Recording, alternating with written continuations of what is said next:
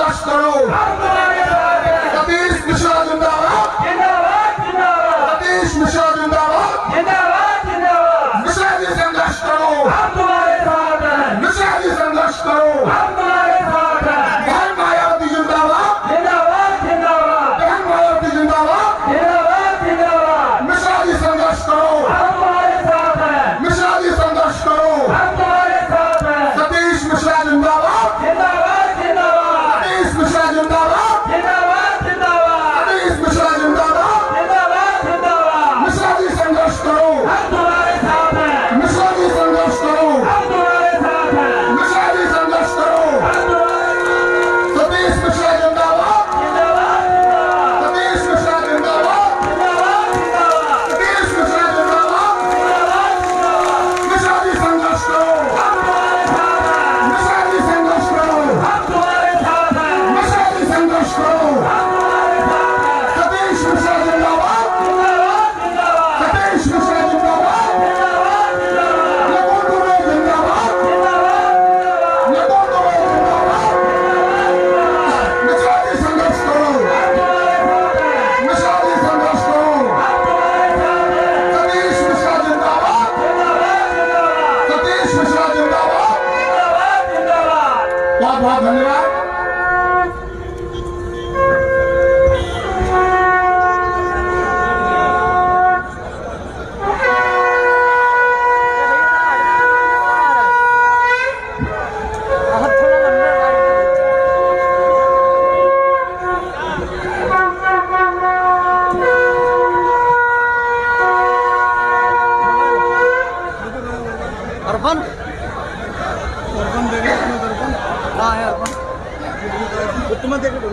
हमने सबसे पहले ब्राह्मण समाज के लोगों से अनुरोध करूंगा कि यहाँ एक ब्राह्मण महासभा है।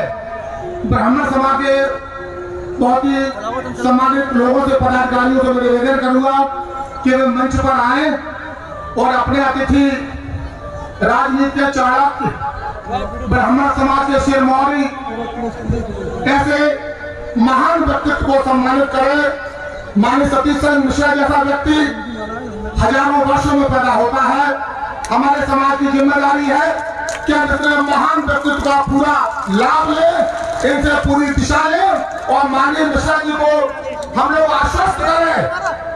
सारे समाज के लोग खड़े हो जाए और मिश्रा जी को बता दें कि मिश्रा जी, पटियाला का सारा ब्राह्मण समाज आपकी पीछे जान देने को तैयार है।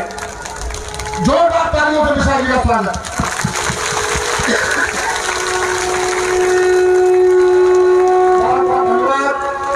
स्थान ग्रहण करें आप लोग। बहुत बहुत धन्यवाद।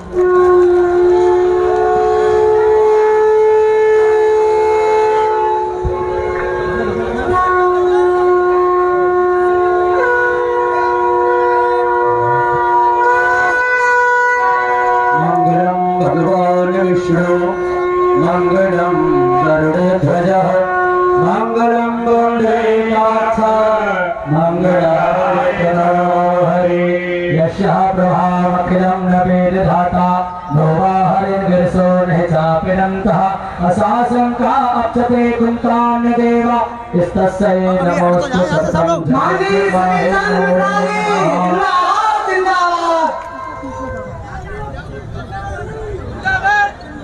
गोपाल बालम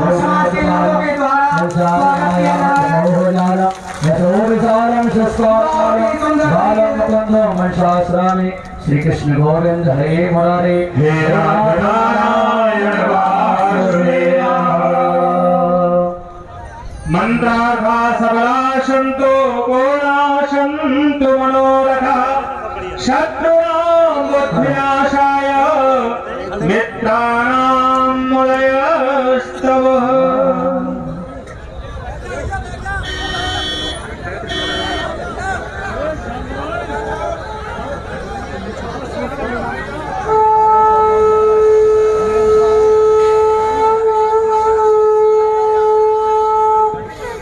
पथ में कष्ट उठाकर आगे किए बहुत उपकार, अतिथि आपका स्वागत बारंबार। आपका स्वागत बारंबार।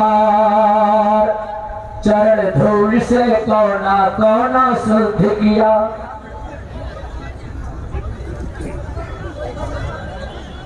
हमें समय बहुत कम है साहब के पास, इसी क्रम में मैं आमंत्रित करता हूं पटियाली के चेयरमैन डॉक्टर शशि मिश्रा जी से कि वो मुख्य अतिथि को, विशिष्ट अतिथि को बुके भेंट करके, शाल भेंट करके, उसकी चिन्ह भेंट करके सम्मानित करें। डॉक्टर शशि मिश्रा जी।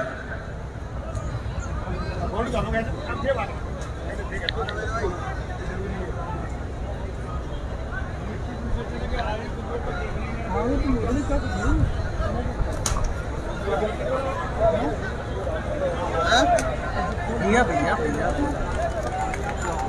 थोड़े जो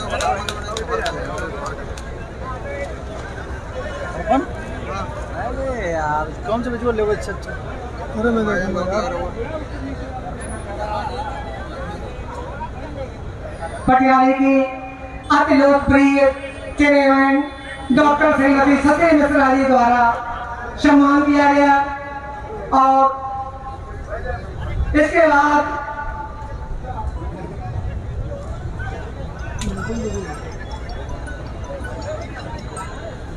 अधिवक्ता संघ से अनुरोध है, अधिवक्ता संघ के लोग मंच पर आ जाए स्वागत करने के लिए।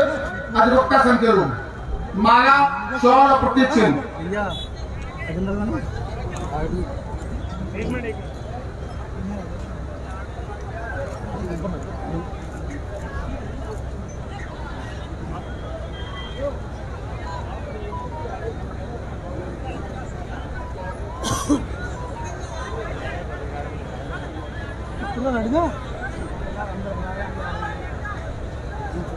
तुम तो अपने रिश्तेदार बुलाओ ये बैठो मीडिया के लोगों से अनुरोध है कि जो लोग मीडिया के लोग खड़े होकर कवरेज कर रहे हैं, पीछे जो लोग बड़ा परेशान हैं, कृपा करके आप चाहे तो डी के अंदर आ जाए।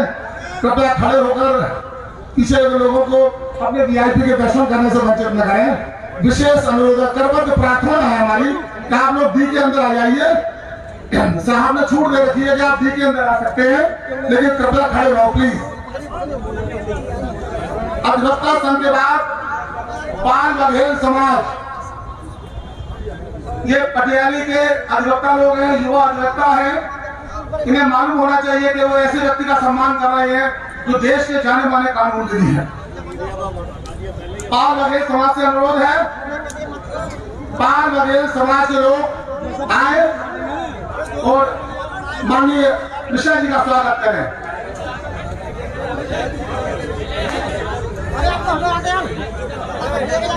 पाल बघेल समाज के लोग अहिल्याबाई होलकर की मूर्ति भेंट करेंगे। माननीय मिश्रा जी को फूल मालाएं भेंट करेंगे और शॉल उड़ाकर सम्मानित करेंगे। धन्य है हमारी पटियाली की भूमि जहां इतने बड़े विद्वान का आगमन हुआ। मैं समझता हूं नेता तो बहुत आए हैं, लेकिन इतना बड़ा विद्वान व्यक्ति, इतना महान व्यक्तित्व योग्यता में पटियाला की भूमि पर आया है, मुझे गर्व है। जोरदार तालियों से स्वागत। अब मैं सम्मानित करूंगा मुस्लिम समाज के लोगों से। मुस्लिम समाज के लोग मंच के पीछे आ जाए।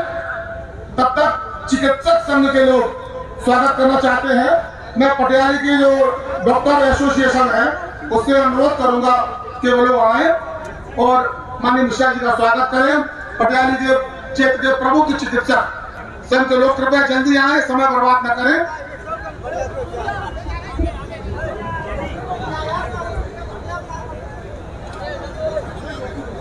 डॉक्टर एसोसिएशन के लोग, मेरा अनुरोध है डॉक्टर्स कृपया आए और चांदी का मुकुट पहनाकर, शॉल उड़ाकर स्वागत करेंगे। जोरदार तालियों से स्वागत। माननीय मिश्रा जी का जोरदार तालियों से स्वागत।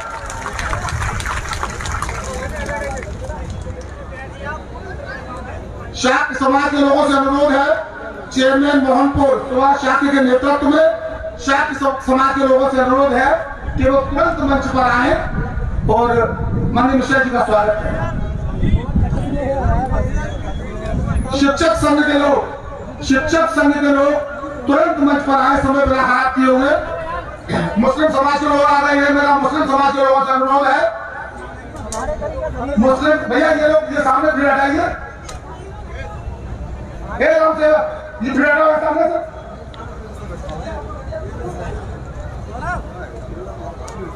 शिक्षक संघ के लोग, पटियाली के शिक्षक संघ के लोग स्वागत करना चाहते हैं अपने मुख्य अतिथि का। शॉल उड़ाकर, चांदी का मुकुट पहनाकर, माला पहनाकर स्वागत करेंगे। जोरदार तालियों से स्वागत माननीय मिश्रा जी का, जोरदार तालियों से स्वागत माननीय मिश्रा जी का।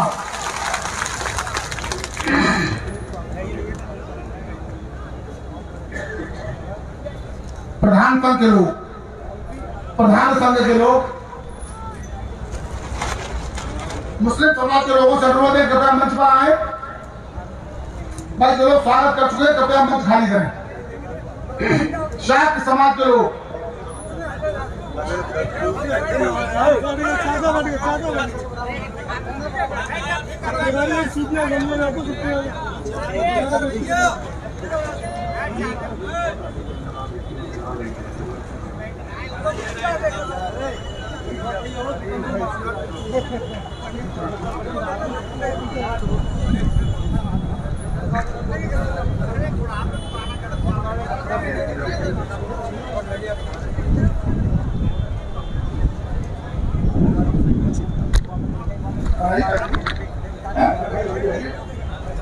मुस्लिम समाज के लोगों से अनुरोध है, मुस्लिम समाज के लोग मंच पर आए और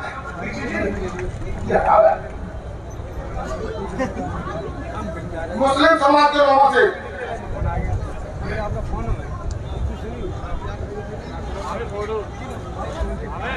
हाजी साबिर कुरैशी, हाजी फारूक कुरैशी, जनाब अख्तर खान, जनाब उस्मान खान, ये लोग स्वागत करेंगे और प्रतीक चिन्ह भेंट करेंगे। मुस्लिम समाज के लोगों से माननीय मिश्रा जी का स्वागत करने के लिए मुस्लिम समाज उमड़ पड़ा है। जोरदार तालियों से स्वागत। ये हिंदू मुस्लिम भाईचारे का प्रतीक है। मैं मीडिया के लोगों से अनुरोध करूंगा, अरे फोटो खींचिए, शर्म आनी चाहिए भारतीय जनता पार्टी के लोगों को। हिंदू मुसलमान का जो संगम पटियाली के इस मंच पर दिखाई दे रहा है, ऐसा संगम शायद भारतीय जनता पार्टी वाले लोग कभी जीवन में सीख नहीं पाएंगे। माननीय सतीश मिश्रा जिंदाबाद, माननीय सतीश मिश्रा जिंदाबाद। मिश्रा जी संघर्ष करो, हम तुम्हारे साथ हैं। मिश्रा जी संघर्ष करो, हम तुम्हारे साथ हैं। माननीय सतीश मिश्रा जिंदाबाद, माननीय सतीश मिश्रा जिंदाबाद। नीरज मिश्रा, नीरज मिश्रा, नकुल दुबे, माननीय नकुल दुबे, माननीय सतीश चंद्र मिश्रा। प्रधान संघ के लोग स्वागत करना चाहते हैं, कृपया तुरंत मंच पर आए, समय खराब किए बिना। सर का कार्यक्रम और लगा हुआ है, सर काफी फिल्म से चल रहे हैं और भी जगह कार्यक्रम में लोग इसी तरह भारी भीड़ इंतजार कर रही है।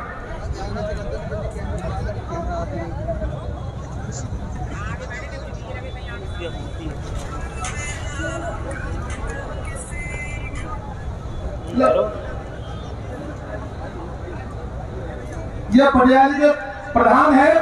माननीय मुख्य अतिथि को अवगत कराना चाहूंगा कि सब सारे नौजवान वर्तमान प्रधान हैं, आपसे जुड़े हुए हैं, आपके लिए अपनी जान न्यौछावर करने को तैयार हैं। बहुत जोर तालियों से स्वागत कर दीजिए प्रधानों का और माननीय मिश्रा जी का। जोरदार तालियों से स्वागत।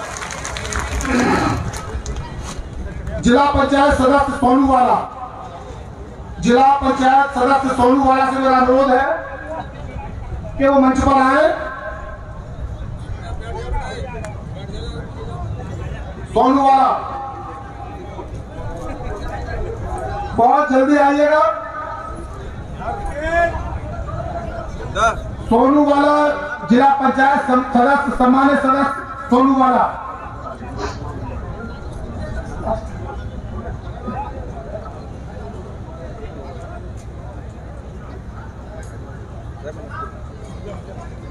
सोनूवाला के बाद दुर्गा स्वरूप संजीव कुमार प्रिंसिपल साहब ध्यान दे। सोनूवाला के सम्मान के बाद दुर्गा स्वरूप ये जिला पंचायत सदस्य है, बहुजन समाज पार्टी की सदस्य है। इनकी बहुत इच्छा थी कि हम माननीय मिश्रा जी का स्वागत करके खुद सम्मान प्राप्त करेंगे।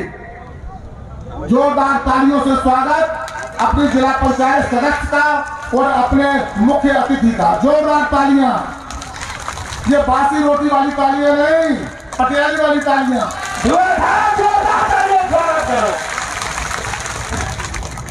दुर्गा स्वरूप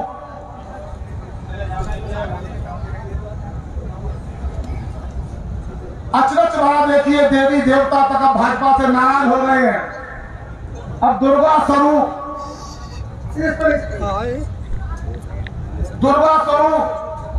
अब दुर्गा स्वरूप मंच पर आई है माननीय मुख्य अतिथि को अपना भाड़ा भेंट करने को। और भाड़ा इसलिए भेंट कर रही है दुर्गा जी कि माननीय मिश्रा जी अत्याचारियों को, बलात्कारियों को, समाज विरोधी तत्वों को मार दो, इस भाले से उखाड़ दो उन लोगों के पैर जो लोगों की अस्मत लूटते हैं, लोगों की जमीन लूटते हैं, लोगों की सम्मान लूटते हैं। बहुत बहुत धन्यवाद। परशुराम का स्वरूप अब प्रकट होगा, भगवान परशुराम का स्वरूप। भगवान परशुराम आएंगे और फरसा भेंट करेंगे माननीय मुख्य अतिथि को। फरसा वो परशुराम का फरसा जिससे अत्याचारियों का भगवान परशुराम ने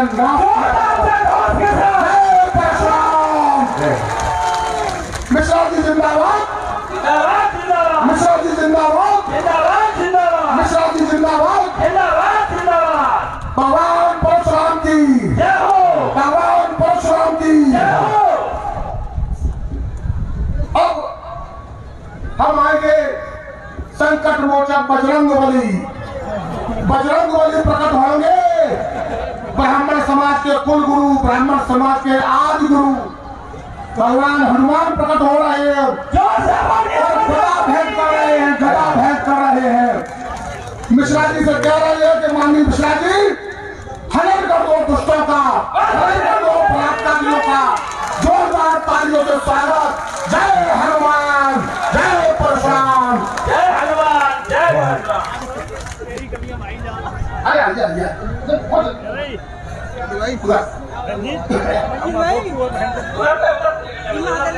समय बहुत कम है। मैं सर चाहते हैं कि समय ज्यादा खराब न किया जाए। सर से 1 मिनट मांगूंगा। सोरों के कुछ लोग जो है, सोरों के ब्राह्मण समाज के लोग गंगा जली भेंट करेंगे। ये सूकर क्षेत्र है, भगवान बारहा का क्षेत्र है। इस पश्चिमी उत्तर प्रदेश की सबसे बड़ी तपोभूमि है सोरो सूकर क्षेत्र। वहां के लोग माननीय मुख्य अतिथि को गंगा जली भेंट करके सम्मानित करेंगे। सोरों के यहाँ सबसे बड़ा सम्मान गंगा जली भेंट करना होता है। आइए सोरों के प्रमुख ब्राह्मणों, आए और मिश्रा जी को गंगा जली भेंट करें। गंगा जली में ऐसा जल भरे जो मिश्रा जी जिस दुष्ट के ऊपर छींटा मार दे, दुष्ट मर जाए, राक्षस मर जाए, अत्याचारी मर जाए, दुराचारी मर जाए। ऐसी गंगा जली भेंट करें सोनों के ब्राह्मण देवता। सामने से आइए भैया, कोविड-19 का थोड़ा ध्यान रखें। माननीय मिश्रा जी का जोरदार स्वागत करें। बसपा नगर अध्यक्ष सोनों बॉबी लंबरदार, बड़ा प्रभावशाली आदमी है बॉबी लंबरदार। आए और स्वागत करें, गंगा जली भेंट करें, मुख्य अतिथि को गंगा जली भेंट करें। और पटियाली और सामने बैठे हुए जनपद के लोग जोरदार तालियों से सोरों वासियों का मुख्य अतिथि का स्वागत करें, जोरदार तालियों से। क्या बात है, एक तपोभूमि के लोग एक महामानव को गंगा जली भेंट कर रहे हैं। कैसा संगम है। मैं अनुरोध करूंगा अब मेरी मीडिया के लोगों से, माननीय मिश्रा जी चूंकि समय बहुत कम है, यहाँ को अभी कम से कम 4 घंटे स्वागत करने की कड़ी है। सर अगर इजाजत है तो 4 घंटे स्वागत और जोरदार तालियों से स्वागत करिए मिश्रा जी का, जोरदार तालियों से स्वागत। अब स्वागत की कली को हम यही विराम देते हैं और मिश्रा जी, माननीय मिश्रा जी का सबसे छोटा कार्यकर्ता राष्ट्रीय महासचिव माननीय सतीश चंद्र मिश्रा जी, पंडित सतीश चंद्र मिश्रा जी, ब्राह्मण शिरोमणि का सबसे छोटा कार्यकर्ता नीरज मिश्रा सर का स्वागत करके गौरवान्वित महसूस होना चाहता है। प्रिंसिपल साहब हमारा सामान ले आइए, मैं स्वागत करूंगा अपने गुरुदेव का, कुलभूषण का, ब्राह्मण शिरोमणि का।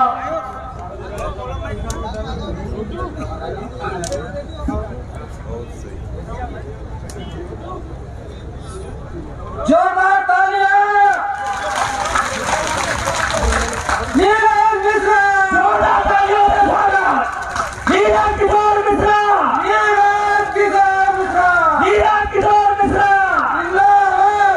माननीय सतीश चंद्र मिश्रा जिंदाबाद, माननीय सतीश चंद्र मिश्रा जिंदाबाद, माननीय नकुल दुबे जिंदाबाद, माननीय नकुल दुबे जिंदाबाद, माननीय नीरज किशोर मिश्रा जिंदाबाद, नीरज किशोर मिश्रा जिंदाबाद, बहुजन समाज पार्टी जिंदाबाद, बहुजन समाज पार्टी जिंदाबाद, बहन कुमारी मायावती जिंदाबाद, भगवान परशुराम की जय।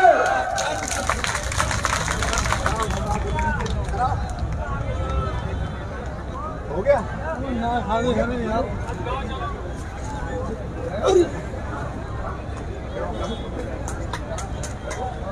जोरदार तालियां एक बार फिर भैया, मालूम पड़े मिश्रा जी का स्वागत कर रहे हैं।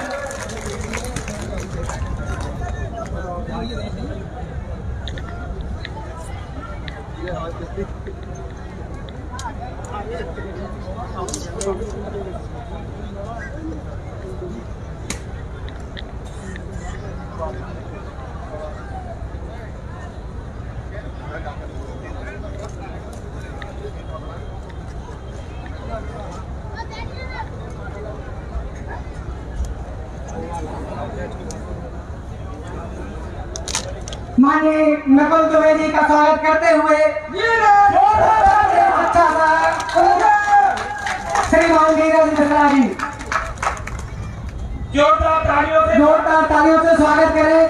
सतीश चंद्र मिश्रा जी जिंदाबाद जिंदाबाद, श्रीमान नकुल दुबे जी जिंदाबाद जिंदाबाद।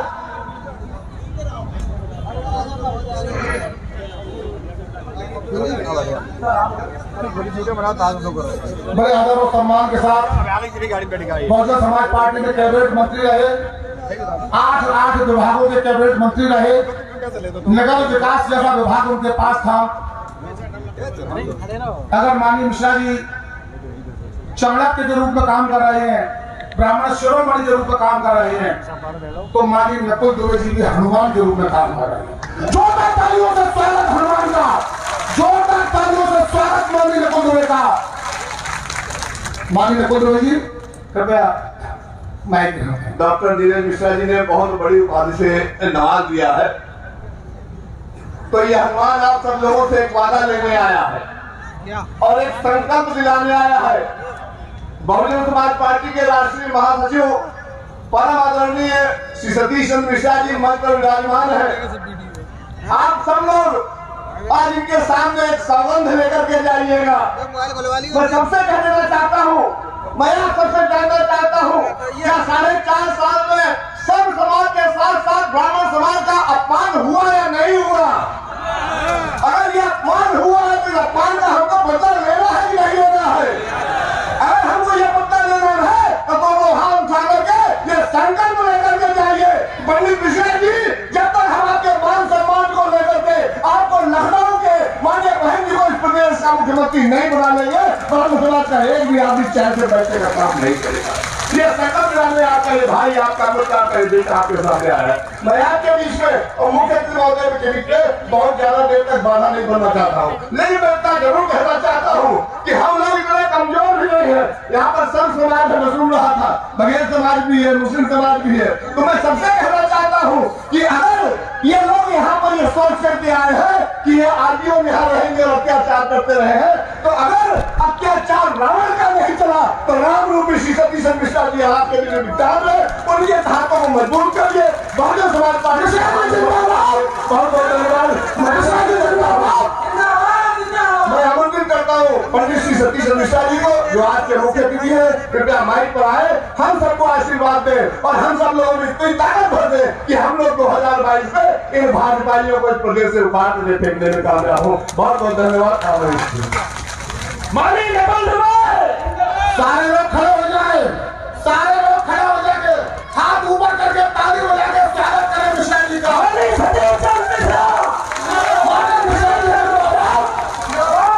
माननीय मिश्रा जी जिंदाबाद, माननीय मिश्रा जी जिंदाबाद।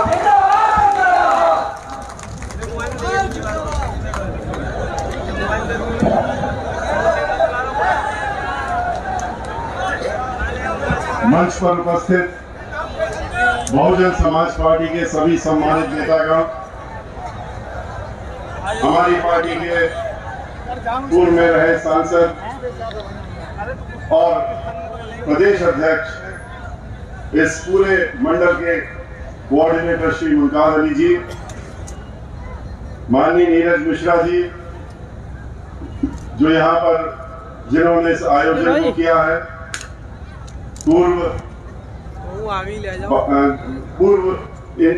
इनकी उपाधियां गिनाते समय बहुत सोचना पड़ता है, क्योंकि इतनी डिग्रियां लिए हुए हैं कि जब पब्लिक सर्विस कमीशन में इनकी नियुक्ति की गई थी, इनको हम लोगों ने पोस्ट किया था वहां पर, तो इनकी जो डिग्रियां थी वो पढ़ते पढ़ते हम थक गए थे। फिर इन्हीं से कहा था कि बताइए इसमें कौन कौन सी डिग्रियां कितनी आपने ली हैं, अभी कुछ और भी लेना चाहते थे उस समय, तो हमने इनसे अनुरोध किया था कि अब बहुत हो गया प्रोफेसर साहब, अब इतनी डिग्रियां काफी हैं।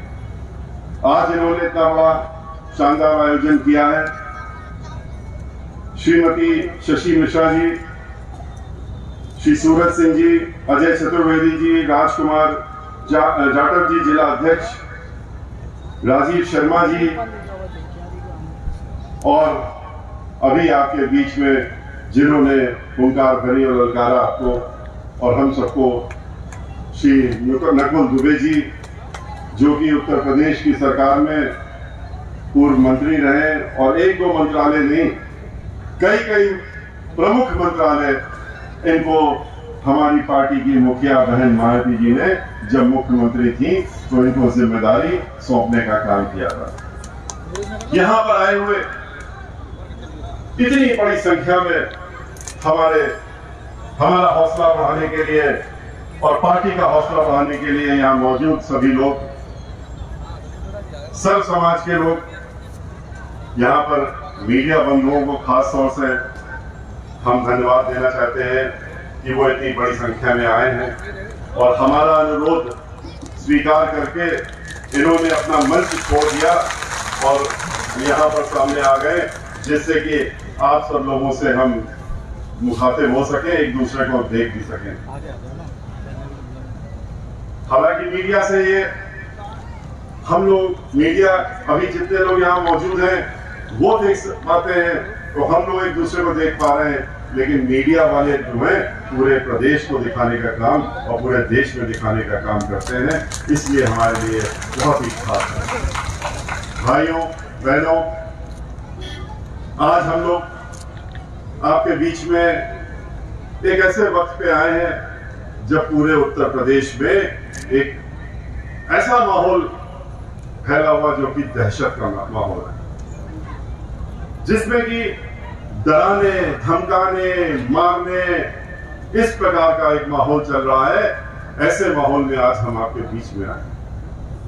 आपने देखा, आप भी देख रहे हैं, हम लोग भी देख रहे हैं कि उत्तर प्रदेश में आज किस तरीके से और खास तौर से जिस तरीके से दलित समाज के साथ में, भाइयों बहनों के साथ में अत्याचार हो रहा है, उसी प्रकार से आज ब्राह्मण समाज के ऊपर भी अत्याचार हो। और आज ये प्रबुद्ध सम्मेलन जो हम लोग कर रहे हैं, गोष्ठी कर रहे हैं, इसमें अगर 90% ब्राह्मण समाज के लोग आज यहाँ पर आए हुए इतनी बड़ी संख्या में, तो उनके अंदर भी दर्द है, वो भी इस चीज का एहसास कर रहे हैं कि किस तरीके से उनको दबाने, धमकाने और डराने और मरवाने का काम किया था।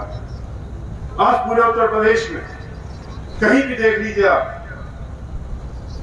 कहीं दलित समाज की बेटी के साथ में रेप होता है, कहीं उसको जलाने का काम होता है, कहीं उसके रेप के बाद आपके बिल्कुल पड़ोस में ही हाथरस में आपने देखा, पूरे देश ने देखा, पूरी दुनिया ने देखा, और कितना शर्मसार होना पड़ा इस पूरे प्रदेश को, देश को, सिर्फ इसलिए कि एक दलित की बेटी के साथ में बलात्कार होने के बाद में जब उसकी मृत्यु हो जाती है तो किस तरीके से उसके शरीर को जलाने का काम होता है। उसके माँ बाप गिड़गिड़ाते रहे, रोते रहे कि जो कर दिया, जो दुराचार हुआ है, उसके बाद कम से कम उसका शरीर तो हमको दे दो, हम उसका अंतिम संस्कार तो ढंग से कर सके। लेकिन नहीं, क्योंकि मुखिया लखनऊ में बैठ करके और जिलाधिकारी को ड्यूटी में लगाया था कि देख लेना किसी भी प्रकार से उसके नजदीक भी ना पहुंचने पाए, नहीं तो तुम्हारी भी नौकरी गई, पुलिस वालों की नौकरी गई जो वहां ड्यूटी पे लगे हैं। और इसलिए जितनी भी फोर्स लगानी हो, लगा करके रात के चाहे 2 बजे उसका शरीर जलाने का काम कर दो। और आपने देखा उनको बंद करके, माँ बाप को लोहे के सिक्चों में बंद करके मीडिया को वहां से 2-2 किलोमीटर तक दौड़ा के मारने का, भगाने का काम किया।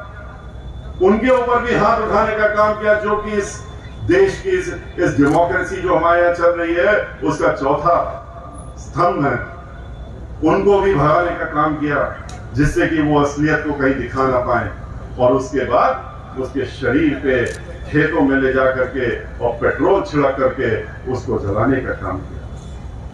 इसी तरह से एक नहीं, पूरे प्रदेश में जो हाल चल रहा है, जो एनआरसी की रिपोर्ट है, नेशनल क्राइम ब्यूरो की रिपोर्ट है, उसके अंतर्गत हर 2 घंटे में उत्तर प्रदेश में एक महिला का रेप हो रहा है।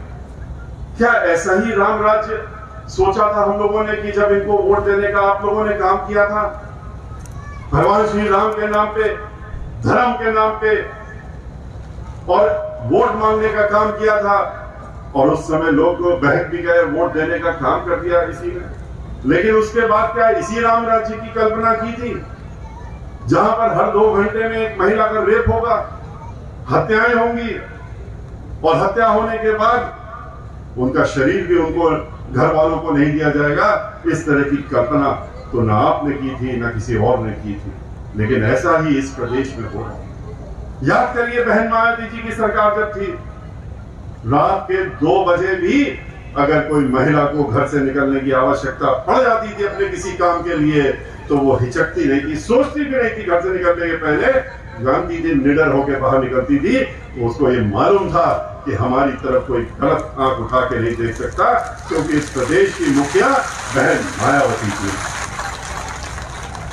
उसको इतना अपने ऊपर गर्व था, अपने ऊपर उसको मालूम था कि बहन मायावती जी वहां बैठी है जो अपनी पार्टी के ही लोगों को नहीं छोड़ती है, कानून द्वारा कानून का राज चलाती है।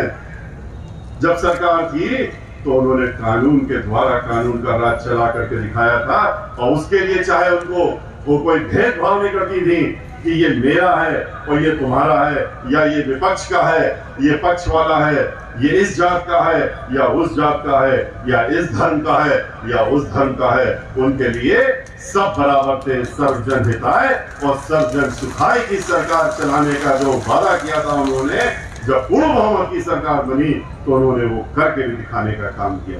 उन्होंने अपने ही मेंबर ऑफ पार्लियामेंट को, जिसने कानून को अपने हाथ में लेने का काम किया था, 15 दिन की सरकार बनी थी उत्तर प्रदेश में, नई सरकार बनी थी, लेकिन एमपी साहब ने सोचा अब क्या है, अब तो हमारी सरकार है। और जैसे अन्य पार्टियों में होता है कि हमारी सरकार है तो हम उनके पार्टी के हैं तो हमें तो खुली छूट है, उन्होंने भी ये सोच करके कानून अपने हाथ में ले लिया था। लेकिन बहन मायावती जी ने मेंबर ऑफ पार्लियामेंट को भी अपने घर में बुलाया और घर में उनको अरेस्ट करा करके थाने में बंद कराने का काम किया था, और 5 साल तक उनको जेल में रखने का काम किया था। अपने 2 मंत्री जिन्होंने कानून को अपने हाथ में लेकर के गरीबों के साथ में गलत काम करने का काम किया था, उन दोनों मंत्रियों को बर्खास्त करना तो कोई चीज नहीं होती है, बर्खास्त तो हो ही जाएंगे। बर्खास्त करने के साथ साथ में 5-5 साल तक जेल में रखने का काम किया था, तब कानून का राज चलाने का काम किया था। लेकिन आज क्या हो रहा है? आज ब्राह्मण लोग क्यों उत्तेजित हैं, क्यों परेशान हैं? क्योंकि एक नहीं, कोई ऐसा शहर नहीं, कोई ऐसा गांव नहीं आज उत्तर प्रदेश में जहां ब्राह्मण के लोग जो रह रहे हैं वो चीख चीख करके ये नहीं कह रहे हैं कि वो सब के सब कह रहे हैं कि ये भारतीय जनता पार्टी ने हमको भगवान श्री राम के नाम पे, हमको धर्म के नाम पे इन्होंने छलने का काम किया, ठगने का काम किया, और हमको ठग के और छल के करके उन्होंने आज ऐसे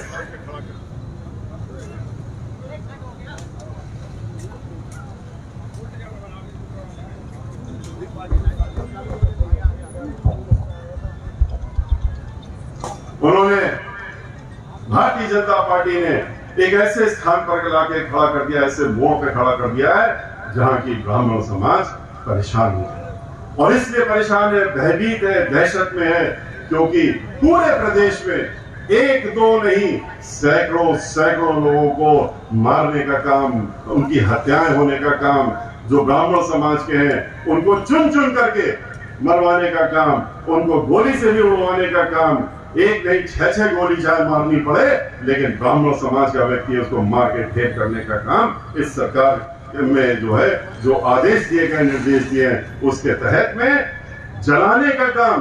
प्रतापगढ़ में आते ही सरकार जब बनी थी, रायबरेली में 5 नौजवान ब्राह्मण समाज के लोगों को मार करके जलाने का काम किया था। उनकी झोपड़ी, छोटी सी झोपड़ी थी, जो कि मैं खुद गया था वहां पर, देखा था कि 10 बाई 10 की झोपड़ी होगी, लेकिन कह दिया, मारने के बाद कहा कि उनके मंत्री कहते हैं जोरदारी से अपनी पीठी ठोक के और सरकार की पीठी ठोक के कि ये ब्राह्मण जो थे, इनकी तो यही दशा होनी चाहिए थी, क्योंकि ये माफिया थे। अगर माफिया थे तो उनके घर में 100 रुपए तो निकलने चाहिए थे। घर तो था ही नहीं, झोपड़ी थी, लेकिन उसको भी जलाने का काम किया। यहां से शुरुआत की थी, फिर चाहे बुंदेलखंड हो, जहां पर एक व्यापारी ब्राह्मण समाज का था, और सिर्फ वो दबाव में नहीं आया और सरकार के ऊपर कुछ उसने कहने का काम किया, तो उसको गाड़ी रोक करके और गाड़ी के अंदर उसको गोली मार के मारने का काम किया, और ये कह दिया कि ये तो आत्महत्या की थी उसने। जब खुलासा हुआ तो जिसको निर्देश दिया गया था मारने का, उससे कहा गया कि अब तो खुलासा हो गया है, तुम प्रदेश छोड़ के भाग जाओ, और वो आज भी भागे हुए हैं, उनको कोई पकड़ा धकड़ी नहीं हो रही है। लेकिन ब्राह्मण समाज के किसी व्यक्ति के ऊपर आरोप जब लगाते हैं तो 24 घंटे में तो उसका एनकाउंटर भी कर देते हैं, चाहे फिर वो गाड़ी से उतार करके, वो गाड़ी, जिस गाड़ी में 6-6 लोग उसको पकड़ के चल रहे हो, वो गाड़ी फिसलेगी, अचानक से फिसल जाएगी, फिसलने के बाद वो व्यक्ति बाहर निकलेगा और फिर कहा जाएगा ये तो गोली मारने वाला था, इसलिए उसको गोलियों से भून देने का काम किया गया।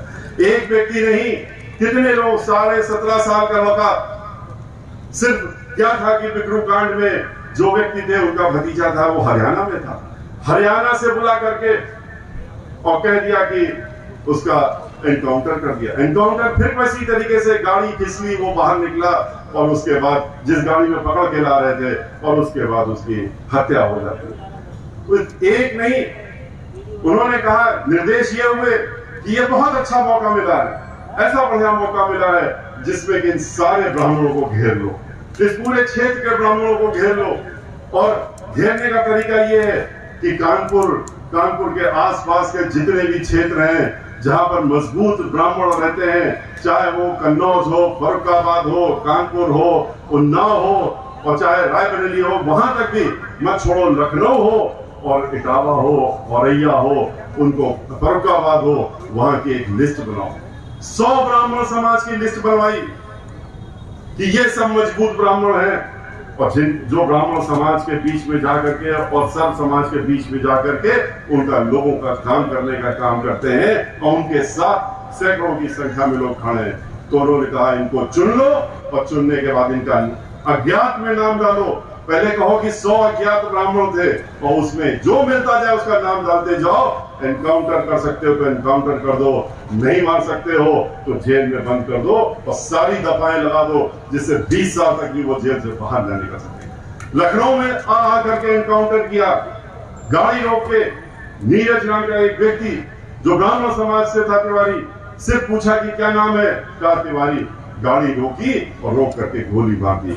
घर में वो अपने माँ बाप को एक दूसरा ब्राह्मण समाज जिसका नाम डाल दिया था वहां, वो गया था अपने माँ बाप का इलाज करा रहा था कोरोना में, लेकिन क्या है पहुंच गए वहां माँ बाप के बीच से घसीट के ले गए और ले जाकर के कंटोनमेंट में वहां पर गोली मार के एनकाउंटर कर दिया। कितने लोगों का इससे पूरे प्रदेश में होने का काम हुआ, चाहे झांसी हो, चाहे कानपुर हो, और चाहे रायबरेली हो, चाहे प्रतापगढ़ हो, चाहे आपके क्षेत्र में हो, पूरे प्रदेश में एक दहशत फैलाने का काम कर दिया है कि ब्राह्मण समाज को हमें निपटाना है, उनको उनका सफाया करना है। और ऐसा इतना कर दो कि अगली सरकार जब आ जाए तो उसके बाद ब्राह्मण समाज को मजबूर कर दो कि ये प्रदेश छोड़ने का काम करना है। लेकिन वो भूल जाते हैं, उनको ये नहीं मालूम कि जब जब जिस युग में भी ब्राह्मण समाज की हत्याएं हुई या ब्राह्मण समाज के ऊपर प्रहार हुआ तो उसका पश्चाताप भी करना मुश्किल हो जाता है और उसका परिणाम स्वयं ईश्वर देने का काम करता है। और अब की बार भी ऐसे ही होगा। इन्होंने सोचा कि हम इतना दहशत फैला देंगे कि ब्राह्मण समाज डर जाएगा और डर करके चला जाएगा, लेकिन उनको यह मालूम होना चाहिए कि ब्राह्मण समाज यहाँ पर मुट्ठी भर नहीं है। ब्राह्मण समाज उत्तर प्रदेश में 16.5% है। 13% तो सरकारी आंकड़ों के हिसाब से है, लेकिन 16.5% है। जब जनगणना हुई थी उसकी रिपोर्ट हमने भी देखी थी और 16.5% ब्राह्मण है। 16.5% 25 करोड़ों में आप खुद हिसाब लगा लीजिए, लगभग 3 करोड़ के ऊपर ब्राह्मण समाज के लोग इस प्रदेश में रहते हैं। उनको ये भगाएंगे बाहर, उनको डरा के धमका के बाहर भेजने का काम करेंगे। ये भूल जाते हैं कि ब्राह्मण समाज एक बार जब ठान लेगा तो वो ये भी इनको मालूम होना चाहिए कि ब्राह्मण समाज भगवान श्री परशुराम जी के वंशज कहलाते हैं, उनके वंशज हैं।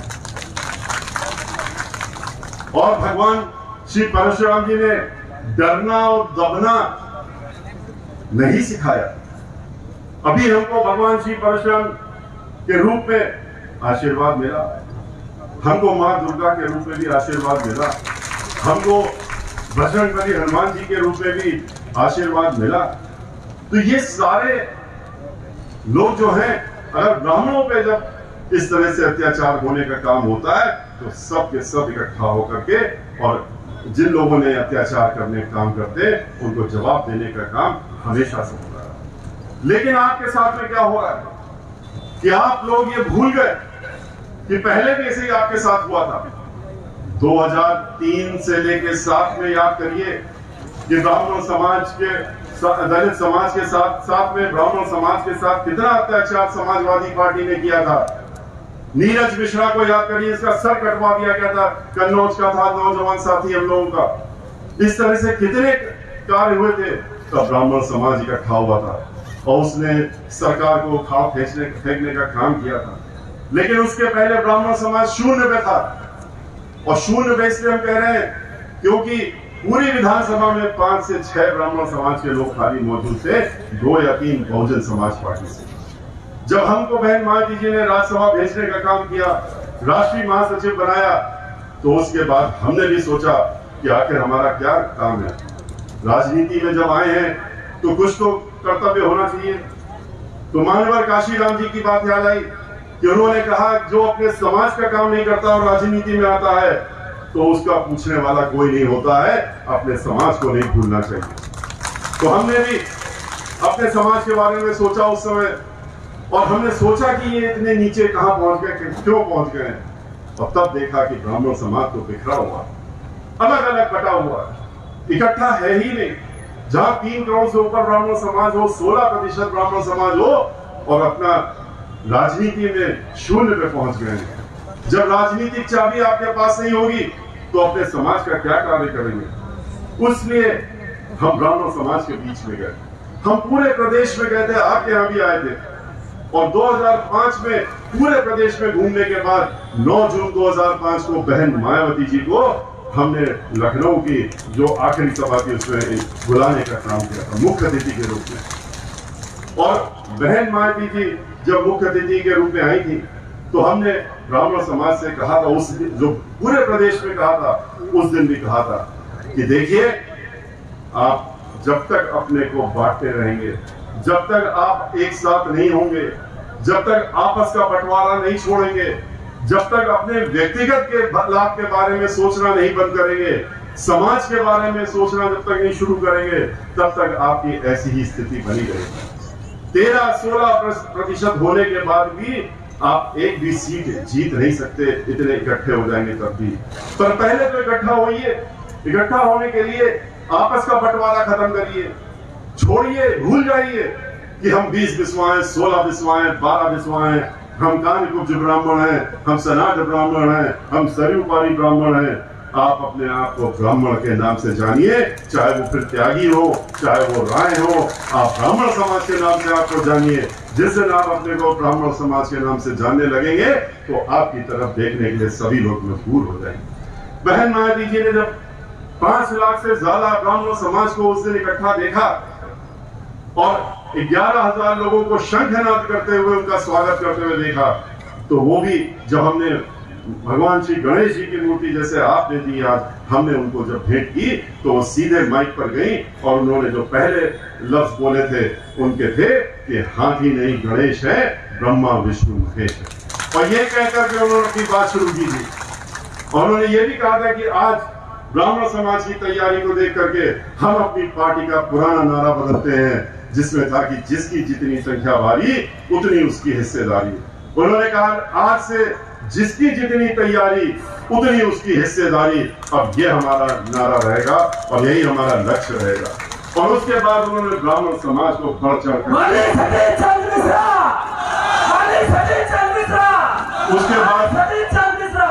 उसके बाद उन्होंने ब्राह्मण समाज की तैयारी को देख करके बढ़ चढ़ के मैदान में उतारने का काम किया।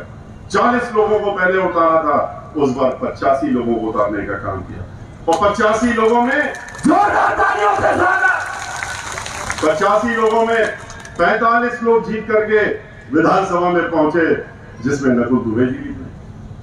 45 लोग जीते, जहां 3 थे 45 पहुंच गए। लेकिन ब्राह्मण समाज के लोगों ने जो उस दिन हमको वादा किया था, उसके पहले पूरे प्रदेश में किया था, उन्होंने उसको खुद भी पूरा करने का काम किया। हमने अनुरोध किया था कि आप भाईचारा बनाइए, दलित समाज के साथ में भाईचारा बनाइए। और जब आप 23% के साथ भाईचारा बनाते हैं, आप 16 हैं, 13 सरकारी आंकड़ों के हिसाब से हैं, तो हर हाल में 2 ही मिलकर के 36 और 40 हो जाते हैं। और ये भी ध्यान रखिए कि जो ब्राह्मण समाज जो ये 40 हो रहे हैं, जो 23% है, उनके साथ में भी याद रखिए कि अति पिछड़ा वर्ग, अल्पसंख्यक वर्ग, ये सब पहले से जुड़े हुए हैं। जब उनके साथ में आप मिल रहे हैं तो कितनी बड़ी संख्या आपकी होगी। और आपकी 17 वर्षों से जो उत्तर प्रदेश में सरकार नहीं बनी है पूर्ण बहुमत की, आप लोग बनवाने का काम करेंगे। और आपने इतिहास रचा, आपने भाईचारा बनाया, पूर्ण बहुमत की सरकार बनाई। और ये भी किया आपने कि जिस भी समाज का व्यक्ति जहां से भी लड़ रहा है, ब्राह्मण समाज ने खुल करके तन मन धन लगा के उसको जिताने का काम किया। और खास तौर से दलित समाज के भाई बहनों को उन्होंने इतनी मजबूती से लड़के जिताने का काम किया कि जहां 16 सीटें हम लोग जीते थे सन 2002 में, वो बढ़ करके 62 सीटों में हमारे भाई बहन जीत के आए थे। लेकिन बहन मायावती जी ने जब ब्राह्मण समाज ने बढ़ चढ़ करके अपना योगदान देने का काम किया, तो उन्होंने जो उस दिन वादा किया था उससे वो पीछे नहीं उठे। उन्होंने जहां सब समाज के लोगों को, उनको जिस भी समाज के लोगों को हम सरकार बनने के बाद उनको पूरा उचित स्थान देने का काम किया, चाहे मंत्रालय हो, चाहे कुछ और हो। लेकिन ब्राह्मण समाज को भी पीछे नहीं छोड़ा उन्होंने। ब्राह्मण समाज के 15 से ज्यादा कैबिनेट मंत्रालय उन्होंने ब्राह्मण समाज को देने का काम किया। उन्होंने 15 विधान परिषद के मेंबर ब्राह्मण समाज के बनाए, विधान परिषद का अध्यक्ष ब्राह्मण समाज का बनाने का काम किया। उन्होंने आधा दर्जन लोकसभा में भेजने का काम किया। उन्होंने हमको वहां पर लीडर बनाया विधान राज्यसभा में। और उन्होंने आज के रोज भी लोकसभा में जहां हमारे 10-10 सांसद हैं, वहां पर ब्राह्मण समाज के रितेश पांडे को उन्होंने सम्मान देने के लिए वहां पर बनाने का काम किया, लीडर बनाने का काम किया है। इसी प्रकार से मंत्रालयों के अलावा वकीलों की बात कर लीजिए, महाधिवक्ता, अतिरिक्त महाधिवक्ता और 5000 सरकारी वकील ब्राह्मण समाज के उन्होंने अदालतों में सरकारी वकील बनाने का काम किया। लेकिन आज क्या हो रहा है? आज ब्राह्मण समाज को सिर्फ लुटारा जा रहा है, जैसे समाजवादी पार्टी में होता था उस तरीके से हो रहा। आज विकास के नाम पे सिर्फ उत्तर प्रदेश में 160 करोड़ रुपए का भी खुलासा हुआ है कि एक महीने में 5 करोड़ रुपया तो हर दिन खर्चा हो रहा है खाली मुख्यमंत्री जी के एडवर्टाइजमेंट में। इतना ही रुपया अगर स्कूल कॉलेज में लगा दें तो शायद शिक्षक सड़कों में लाठियां न खाएं, उनकी शिक्षा मिल जाए, वो पढ़ाने की नौकरियां पक्की हो जाए। जिस बात का बहन मायावती जी ने अभी 3 दिन पहले शिक्षक संघ से मिल करके कहा है कि हमारी सरकार बनने दीजिए, हम आपका पूरी समस्याओं को दूर करने की जिम्मेदारी हमारी है। विकास की झड़ी बहन मायावती जी ने लगाई, इन्होंने विकास के नाम पे सिर्फ और सिर्फ लूटने का काम किया है। इसलिए भाइयों बहनों, आज ये वक्त आ गया है जबकि आपको एक साथ इकट्ठा होकर के एकत्रित होके दोबारा अपनी शक्ति दिखानी है और दोबारा अपनी ताकत दिखानी है। और इनके आप जानते हैं किस तरह से धर्म के नाम पे और भगवान श्री राम के नाम पे ये ठगने का काम करते हैं। भगवान श्री राम को एक वास्तु इन्होंने एक बना दिया है इस तरह की चीज, जैसे कि वो वोट की चीज है और वो जैसे उनके ये ठेका उन्होंने ले लिया है। जब हम अयोध्या गए थे तो हमसे कह रहे थे आप यहाँ क्यों आए, यहाँ पर तो आपको आने की इजाजत नहीं है, यहाँ पर तो सिर्फ और सिर्फ भारतीय जनता पार्टी के लोग आ सकते हैं। क्यों? क्योंकि ये भगवान श्री राम की नगरी है और यहाँ पर हम जो है हमारा ठेका है। बताइए, ब्राह्मण समाज के यहाँ जितने लोग बैठे हैं सबको मालूम है कि हम भी ब्राह्मण समाज से में जन्मे। हमारे यहाँ बचपन से जितने संस्कार डाले जाते हैं वो सर्व धर्म के साथ साथ में जो हमारे भगवान है, चाहे भगवान श्री राम हो, चाहे देवी जी हो, चाहे विष्णु भगवान हो और चाहे बजरंगबली हो, तो उनको हम लोगों को पूजा करने की पद्धति सिखाई जाती है। और घर में कहा जाता है कि घर से निकलने के पहले इन सबकी स्तुति करो, रटवा दी जाती है बचपन में कि आप इनको उसके बाद घर से निकलिए जब ये स्तुति कर लीजिए। तो हम भी यही करते हैं, पहले बचपन से अभी तक करते चले आ रहे, कोई नई चीज तो है नहीं। लेकिन आप अयोध्या में क्यों आ गए? भाई हमारे भी भगवान राम आराध्य हैं, आपके लिए तो दिखावे के लिए है, आपके तो वोट की वस्तु है, हमारे तो हम तो पूजा करते हैं उनकी, हम तो उनको अपना ईश्वर मानते हैं, भगवान विष्णु के रूप मानते हैं। और हम लोग किसके वंशज हैं? हम लोग भगवान श्री परशुराम के वंशज हैं। तो भगवान श्री परशुराम तो विष्णु के अवतार थे। भगवान श्री विष्णु के अवतार, एक अवतार में से भगवान श्री परशुराम है और भगवान विष्णु जो है स्वयं भगवान राम के रूप में अगर आए हैं, तो आप हम लोगों को कैसे रोक सकते हैं?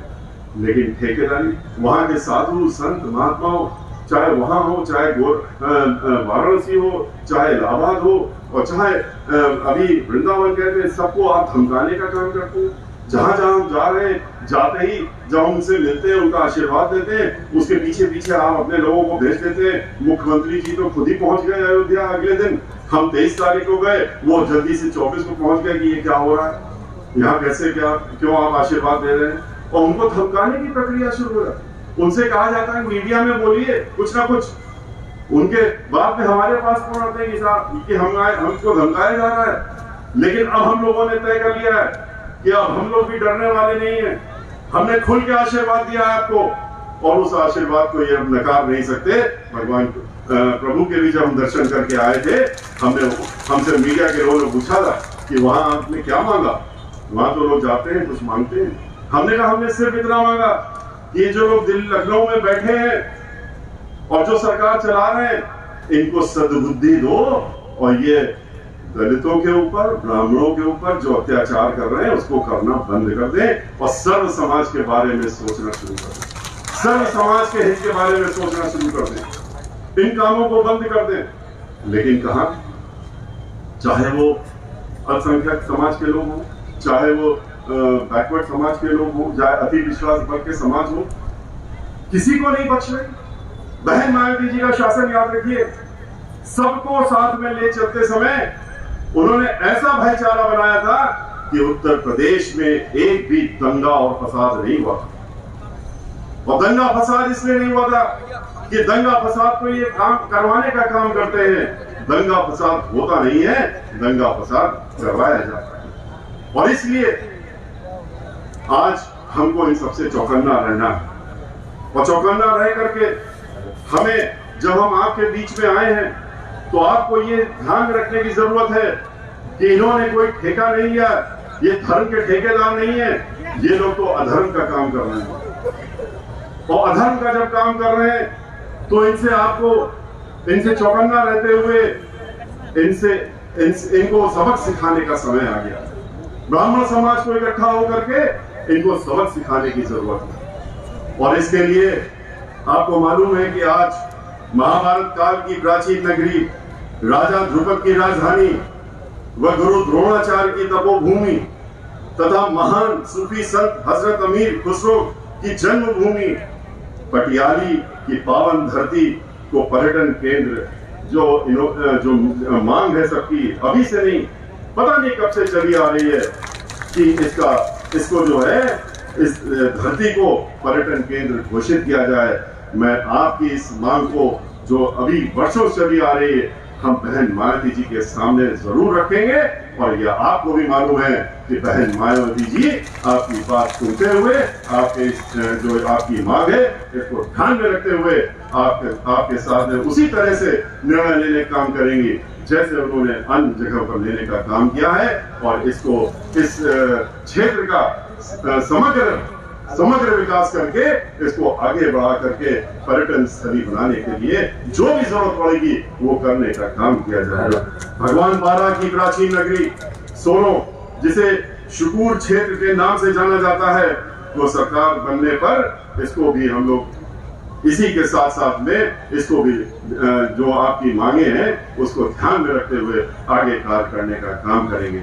लेकिन आपसे मेरा ये पुनः अनुरोध है कि अब की बार ये जो धर्म के ठेकेदार बन करके और मुखौटा धर्म का लगा करके और आपको ठगने और छलने का काम कर रहे हैं, उनसे सतर्क रहिएगा।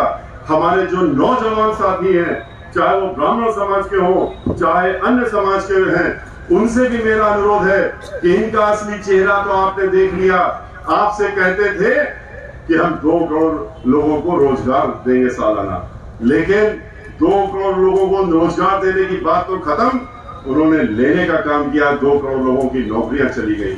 आज पूरे प्रदेश में नौजवान पढ़े लिखे जो हमारे पीएचडी डिग्री और अध्यापक लोग, ये लोग जब गुहार लगा रहे थे कि आपने नौकरी देने का काम कहा था कि करेंगे, क्यों नहीं दे रहे हैं, तो कहते हैं कि हम आपसे कह तो रहे हैं कि अपना रोजगार करिए। और कौन सा रोजगार पूछा जब करिए तो कहते हैं कि जाइए पकौड़े बेचिए, पकौड़े बेचने का काम करिए। तो ये तो इनकी नीयत है, ये तो इनकी सोच है। आज किसान सड़कों में 1 साल से घूम रहा है, अपनी लड़ाई लड़ रहा है, हम लोग उसके साथ में खड़े हैं।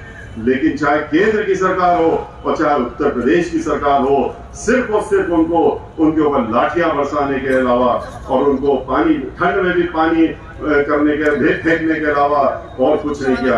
500 से ज्यादा किसान के लोग हम लोगों के साथ ही अब तक अपनी जान गंवा चुके हैं। और किस लिए आप कहते हैं कि 3 हमने कानून बनाए हैं, इन 3 कानूनों को आप मान लीजिए। क्यों मान ले भाई? आपकी असली चेहरा सामने आ चुका है। इस कानून में क्या है? इस कानून में तो लिखा हुआ है, कानून तो हमने भी पढ़ा, जब पास हो रहा था उसका विरोध किया, क्योंकि राज्यसभा में भी विरोध हुआ, लोकसभा में, लेकिन आपने जबरदस्ती पास करा दिया। ऐसा कानून बना रहे हैं जिसमें उनकी जमीन छीनने का काम कर रहे हैं, उनको जमीन से हमेशा के लिए वंचित करने का काम कर रहे हैं। एक बार पट्टा उसने लिख दिया किसके नाम? उद्योगपतियों के नाम। कहते हैं उद्योगपति लोग जो हैं उनको आपके ठेके में जमीन दे दी जाएगी, ठेके में दे तो दी जाएगी, और फिर 1 साल 2 साल आप तो कुछ पैसा दे देंगे ठेके के नाम पे, उसके बाद जब बंद कर देंगे तब क्या होगा? अपनी जमीन तो वापस नहीं ले सकता वो, तो उसके बाद जो छोटी छोटी जमीन और जो उसकी जीविका होती है और उसको तो आप छीन लेंगे। और क्यों? क्योंकि कुछ उद्योगपतियों से आपने हजारों करोड़ रुपया अपने चुनावों के लिए लिया है, इसलिए उनको आपको अदा करना है। अरे उनको तो आपने इतना सब कुछ बेची आपने उन उद्योगपतियों को तो इतनी सारी चीजें बेची थी, पूरा देश बेच दिया। आपने रेल बेच दिया, आपने तेल कंपनियां बेच दिया, तेल बेच दिया, आपने हवाई जहाज की कंपनी उनको बेच रहे हैं, आपने रेल के जहां पर लाखों लोगों की नौकरी हर साल मिलती थी वो भी बेचने का काम करा। आपने इंश्योरेंस कंपनी बेचने का काम कर दिया, जहां पर हम अस्त्र शस्त्र बनाते हैं, चेन वगैरह, वो भी आप उनके हाथ में बेच रहे हैं। बिजली का काम, बिजली अब उनके माध्यम से आती है, उनको आपने बिजली बेच दी, तो अब बचा क्या? बचा सिर्फ जमीन थी। उन उद्योगपतियों ने कहा कि जमीन भी मिल जाए तो हम ईस्ट इंडिया कंपनी की तरह हम इस देश के मालिक हो जाएंगे और जहां हम चाहेंगे, जिसको चाहेंगे उस तरह से वो चीज देंगे, वरना नहीं देंगे। तो इसलिए उनकी, चूंकि वो आपको रुपया देते हैं, आप देश को बेच देंगे। पूरा देश बेचा जा रहा है आज के रोज, और इसको बचाने के लिए हम सबको, जिसने हम लोगों ने आजादी दी थी 70 वर्षों के पहले, आजादी के लिए क्या क्या लोगों ने किया, लेकिन आज उसी को छीनने का काम हो रहा है। उसको छीनने का काम करके फिर से गिरवी रख रहे हैं आप, उनको बेचे दे रहे हैं लोगों को। बैंकों को बेच दिया आपने, बैंकों में लाखों लाख करोड़ रुपया लेकर के विदेश में बैठ गए जाके लोग। आपने कहा कि निकल जाओ, बाकी हम तो तुम्हारी देखरेख कर ही रहे हैं। ऐसे लोग जो नौजवानों को कहते हैं कि पकौड़ा बेचो, उनको सबक सिखाने का समय आ गया। नौजवानोों को भी खड़ा होने की जरूरत है। और मैं ये कहता हूं नौजवानों से, सब समाज के नौजवानों से, कि उत्तर प्रदेश में याद करिए, बहन मायावती जी की जब सरकार आई थी, पहले साल उन्होंने 10 लाख लोगों को नौकरी दी थी। जो सर्व समाज को नौकरी मिलती थी, उसमें जो स्टे लगा रखा था, जिसको रोक लगा रखी थी समाजवादी पार्टी की सरकार ने, उसको आते ही पहले हफ्ते में हटाने का काम किया था, और उसके बाद नौकरियां। ये भी याद करिए, 23 लाख से ज्यादा नई नौकरियां निकाल करके उन्होंने देने का काम किया था। लेकिन आज तो जो नौकरियां हैं वो भी खत्म होने का काम हो रहा है। सब कुछ ठेकेदारी में, किसी को नौकरी नहीं मिलेगी। ठेकेदार चाहेगा, जो भी नगर निगम हो चाहे पंचायत हो, जहां भी हो, ठेकेदारी में, जिससे कि किसी को नौकरी नहीं मिलेगी। लेकिन अब की बात सरकार आने दीजिए। जो अत्याचार इन्होंने किए हैं, चाहे ब्राह्मण समाज के ऊपर हो, दलित समाज के ऊपर हो, अन्य समाजों के ऊपर हो, उन सब का हिसाब लेने के लिए उस पर हम लोग जरूर से जरूर इंक्वायरी बैठा लेंगे, जांच बैठा लेंगे, और उसमें चाहे उच्च न्यायालय से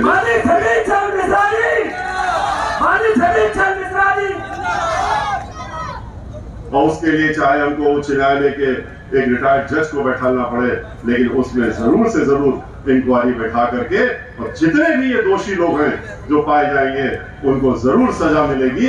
इस बात का भी हम आपको आश्वासन देते हैं। और ये भी कहते हैं कि आने दीजिए सरकार, जो हमारे ब्राह्मण समाज के नौजवान व्यक्ति हैं, हमारे अन्य समाज के नौजवान व्यक्ति हैं, उनको खाली एक महीने का भत्ता नहीं, भत्ते की तरह से नहीं कि जैसे आप भीख दे रहे हो, या लॉलीपॉप की तरह लैपटॉप नहीं जो 10 दिन चला और खत्म हो गया। उनको स्थायी नौकरी के लिए और स्थायी रोजगार के लिए, जिससे कि वो अपनी खुद की अपनी नौकरी पाएं और अपना कमाई करें, इज्जत की जिंदगी जिएं, इस तरह की योजनाएं बना करके और उनको देने का काम करेंगे। और जो ब्राह्मण समाज का खोया हुआ मान सम्मान स्वाभिमान है, उसको लौटाने का काम हम जरूर करेंगे। लेकिन इसके लिए आपको हमारे हाथ मजबूत करने पड़ेंगे, बहन मायावती जी के हाथ मजबूत करने पड़ेंगे। जब आप हमारे हाथ मजबूत करेंगे तो आपके हाथ अपने आप मजबूत होंगे। इसके लिए आपको चुप नहीं बैठना पड़ेगा, आपको बाहर निकलना पड़ेगा, सब समाज के लोगों को बाहर निकलना पड़ेगा। निकल करके अपने लोगों के बीच में जाइए। खाली यहाँ पर जितने लोग मौजूद हैं, उन्होंने बात सुनी है और जो समझा है उसको खाली अपने तक सीमित मत रखिए, उसको आगे ले जाइए। बताइए उनको किस तरह से आज जो ये स्कूल कॉलेज जिसमें मान्यता प्राप्त तो है, लेकिन उनको पैसा नहीं मिलता है, वित्त विहीन है, उसके टीचर 20-20 लाख टीचर और उनके जो वहां पर काम करते हैं, वो सड़कों में घूम रहे हैं क्योंकि ये कॉलेज बंद कर दिए गए। उनको अभी बहन मायावती जी से वो लोग मिलने गए थे, अपना एक लोग, कुछ जो उनके लोग थे उनके साथ में मिले थे मुख्य लोग, और बहन मायावती जी ने उनकी बात लगभग 1 घंटे सुनने के बाद उन्होंने उनको आश्वासन दिया और कहा कि चूंकि आपकी ये मांग बिल्कुल सही है, उचित लग रही है, तो आप चिंता मत करिए, हमारी सरकार बनने दीजिए और सरकार बनते ही हम एक कमीशन बैठा लेंगे जिसको कि निर्देश दिया जाएगा कि 3 महीने के अंदर वो अपनी रिपोर्ट दे और जितनी भी समस्याएं आपकी हैं उसको दूर करा जाएगा, चाहे वो सम्मानजनक मानदेय की बात हो, चाहे नियमावली की बात हो, क्योंकि स्कूल नहीं चलेंगे, टीचर नहीं होंगे तो स्कूल नहीं चलेंगे, और स्कूल नहीं चलेंगे तो बच्चे पढ़ेंगे कहाँ पढ़ने जाएंगे, और इस प्रदेश का भविष्य अंधकार में हो जाएगा। संस्कृत स्कूल, संस्कृत के कॉलेज, हम जब इलाहाबाद गए थे तो उनके पूरे प्रदेश के लोग हमसे वहां पर आके मिले। उनके लोगों ने कहा कि हमारे संस्कृत के स्कूल, ये जो सरकार है, धर्म की सरकार बताती है अपने आप को, इनका असली चेहरा हम आपके सामने रखना चाहते हैं। इन्होंने जितने भी संस्कृत स्कूल है, महाविद्यालय है, उनको उन्होंने बंद कराने का काम कर दिया। सरकारी महाविद्यालय और संस्कृत स्कूल 1500 जो विद्यालय थे और 500 महाविद्यालय थे, उसमें से 500 से ज्यादा विद्यालय बंद हो गए और 100 से ज्यादा महाविद्यालय बंद हो गए। क्यों? क्योंकि इन्होंने कहा कि हम पैसा ही नहीं देंगे। जो अध्यापक है वहां, उनको पैसा नहीं दिया। अध्यापक जैसे जैसे हटते गए, रिटायर हो गए, तो नए अध्यापकों की वहां पर नियुक्ति नहीं की। जब नियुक्ति नहीं की तो वो स्कूल खाली हो गया। बच्चे पढ़ाएगा कौन? तो बच्चे कैसे आएंगे? और इसके पीछे उन्होंने हमको जब बताया तो मेरे भी लगा कि कितना बड़ा षड्यंत्र है। उन्होंने कहा इनके जो धर्म के ठेकेदार हैं उनका षड्यंत्र क्या है, ये भी समझ लीजिए। धीरे धीरे वो ये संस्कृत विद्यालयों को जब बंद कर रहे हैं, 500 बंद कर दिए और बाकी एक आदेश पिछले साल जारी कर दिया है कि जो बच गए स्कूल उनको आपस में मिला दो और आधे कर दो तुरंत, और उसके बाद और घटा दो। जब संस्कृत का पाठ नहीं होगा तो वेद कौन पढ़ाएगा? और वेद नहीं पढ़ाएंगे तो उसमें पढ़ने वाले कौन से होंगे? पढ़ने वाले बच्चे नहीं होंगे। जब पढ़ाने वाले नहीं होंगे तो धीरे धीरे ये वेद के पाठ और उसमें जो चीजें लिखी हैं वो सब समाप्त हो जाएंगी, लुप्त हो जाएंगी, और संस्कृत खत्म हो जाएगी, संस्कृति ही खत्म हो जाएगी। और संस्कृति ही नहीं, इनकी जो नियत है कि इस तरह से धीरे धीरे सनातन धर्म उसको ही समाप्त कर दो। जब पढ़ाने और पढ़ने वाले नहीं होंगे तो आगे चल के सनातन धर्म की बात करने वाला कौन होगा?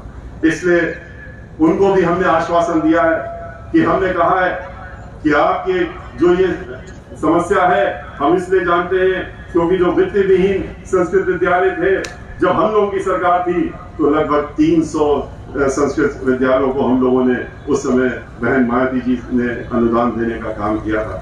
लेकिन ये तो जो सरकारी है उसको ही देना बंद कर दिया है।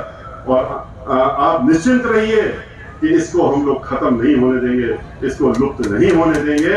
और ये चाहे जितना षड्यंत्र कर लें, जितनी भी सोच कर लें, इनको इसमें जो आगे चल करके इसमें ये सोच लें कि ये सक्षम है इस बात के लिए, तो इनको भूलना पड़ेगा कि ये ऐसा कार्य नहीं कर पाएंगे।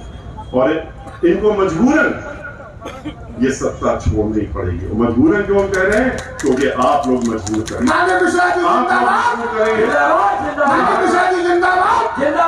यहाँ के प्रदेशवासी मजबूर करेंगे, सब समाज के लोग मजबूर करेंगे। बहन मायावती जी आज सब लोग याद करते हैं कि सब जन के लोग याद करते हैं, इसलिए क्योंकि हम लोग आपस में बांटने का काम नहीं करते थे कि ये तो उन्नाव के विधायक हैं, ये तो हमारे अपने वाले हैं, तो इन्होंने इनके ऊपर रेप का चार्ज है, इनको पूरी इनको हिफाजत दे दो और ये बच जाने चाहिए। बलिया में अगर उसने गोली मार दी विधायक के साथी ने, ये भी अपने ही वाला है, तो इसको बचा लो, चाहे एसडीएम के सामने गोली मारी हो, लेकिन उसको छुड़ा लो। ऐसा बहन मायावती जी का नहीं होता। और इसलिए आपसे हमारा अनुरोध है कि इन बातों को ध्यान में रख करके समाज के बीच में जाइए, अपने अपने समाजों के बीच में जाइए और कहिए ये आखिरी समय है आपकी बात। अगर अब की आप चूक गए और दोबारा ये 5 साल के लिए आ गए तो ये आप सब लोगों को जीने नहीं देंगे और ये आपको मजबूर कर देंगे कि आप अपने घरों को छोड़ करके और कहीं बाहर चले जाएं, प्रदेश को छोड़ने का काम करें। अपने आने वाली जो औलादें हैं, जो अभी औलाद और हैं पहले से, उनका ख्याल रखिए, उनका भविष्य का ख्याल रखिए। ऐसा ना हो कि आगे चल करके वो आपको कोसने का काम करें कि आपने सही वक्त पर आपने सही निर्णय नहीं लिया, जिसकी वजह से हमको आज इतना ये दिन देखना पड़ रहा है और पछतावा हो रहा है। इसी के साथ मैं अपना अनुरोध आपसे पूरा करते हुए कि अपनी पूरी ताकत, पूरी क्षमता लगा करके आप इतनी अपनी शक्ति को दिखाने का काम करिए और अब की बार आने वाले चुनाव में आप एकजुटता दिखा करके इनको उखाड़ के फेंकने का काम करिए और बहन मायावती जी को इस प्रदेश का 5वीं बार यहाँ पर सर्वजनता है, सर्वजन सफाई की आप सरकार को कानून द्वारा, कानून से चलाई जाने वाली सरकार को स्थापित करने का काम करिए। मैं पुनः नीरज मिश्रा जी को धन्यवाद देता हूं कि इस सफल कार्यक्रम के लिए और आपने इतने लोगों को यहाँ पर इकट्ठा किया। हालांकि मुझे थोड़ा कम बोलना इसलिए था कि मुझे दूसरा कार्यक्रम आप जानते हैं कि वहाँ पर आज शुरू हो चुका है, लेकिन फिर भी आज आप लोगों का उत्साह देख करके और ये भी देखते हुए कि पानी बरसने लगा लेकिन फिर आप लोग बैठे रहे, आप लोग हिले नहीं, तो फिर इंद्रदेव ने भी आपको आशीर्वाद दे दिया, छींटा डाल करके आपको आशीर्वाद देने का काम किया। तो ये एक शुभ संदेश है और शुभ संकेत भी है। इसी के साथ मैं आपसे विदा लेता हूँ। जय भीम, जय भारत, जय परशुराम। माननीय मिश्रा जी जिंदाबाद, माननीय मिश्रा जी जिंदाबाद, मिश्रा जी संघर्ष करो।